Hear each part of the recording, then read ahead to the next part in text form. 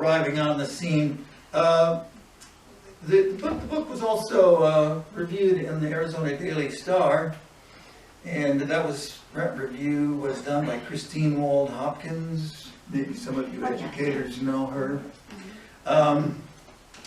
She said a couple of very nice things about the book, and she said it features a brutal murder and its impact on the community, but also explores generational difference, gender issues, and parent-child relationships. So now we're going to have a flashback. That was in 1984, remember. We're going to go back about a year and a half. And this is a chapter about a romance, a budding romance. August 1982. Barbara had met Slick in Sturgis when she was rebounding from an unfortunate attraction to a hard-fisted New Mexico cocaine importer, a possessive guy who'd been foolish enough to follow her to Dakota after she'd split with half the $8,000 she'd found in his gun safe. She had been afraid he'd catch up to her for sure, but more afraid of staying there in Silver City and living with his hard fists. Slick loved the way she looked the second he saw her. He'd said later, the perfect size, only 5 feet and barely 100 pounds, black hair and pigtails, and a dairy section to die for. He'd actually said that to her, dairy section, like she would welcome the reference. But then the tats arose on the front of her thigh and a butterfly just below her left breast. The coke importer was a guy who didn't understand biker loyalty. Slick rode a 1935 Indian chief. He knew 50 guys at Sturgis who rode Indians, old ones, and they knew a couple hundred more who rode Harleys. None of them gave a shit whether the hard-fisted guy was connected to a cartel or a congressman. They beat the hell out of him and sent him back to New Mexico on a Greyhound bus, reckoning he should consider himself lucky. And Barbara figured she didn't have to worry about him anymore. After Sturgis, Barbara rode in Slick's custom-made bitch seat as he finished his month-long vacation ride through Buffalo and Watford City and Fortuna and on into Saskatchewan, where it was too cold, through Prince Albert, where Slick bought leathers for her, and all the way past Green Lake into Michelle Village. She never realized how much there was to learn about riding, where to hold on, how to mount and dismount, ways to communicate with taps on the shoulder or leg, how to keep her weight neutral in a turn. He made sure she understood, and she felt like he cared for her almost as much as he did for his Indian. But she took to riding more quickly than she thought she would, too. She loved the feeling of slicing through the open air, sensing her own vulnerability when she rode, hyper-aware of her surroundings and fueled by adrenaline whenever Slick accelerated. And she loved everything about Slick.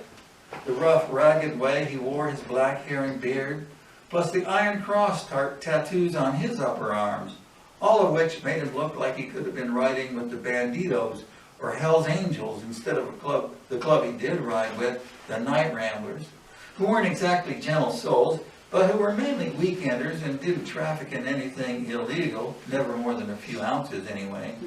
She loved his green eyes, his massive biceps, snugging herself against the broad patch on his leather jacket and looping her arms around his barrel chest made her feel safe and protected.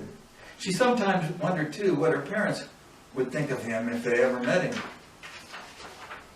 Her folks had always said she went for the bad boys, and in general, they were right.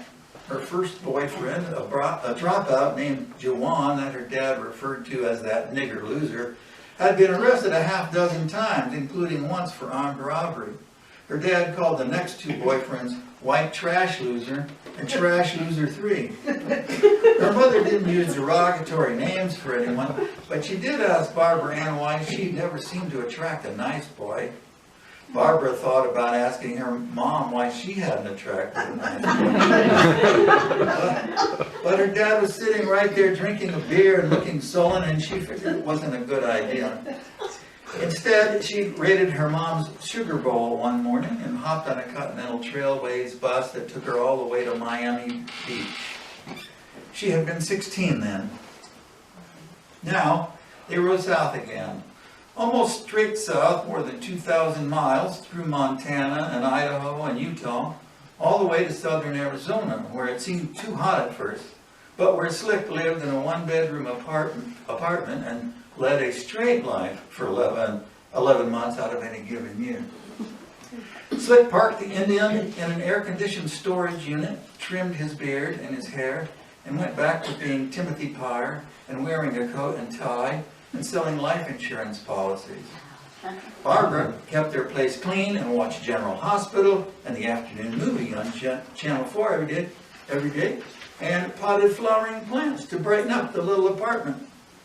On weekends, they would ride the Indian, sometimes with other night ramblers and their bitches, but usually by themselves, to Silver City or Holbrook or Kingman, and smoke a little grass and fuck themselves blind. One weekend, they rode the Indian to Las Vegas and married at the Chapel of Flowers and spent 2 nights at the dunes. They were happy.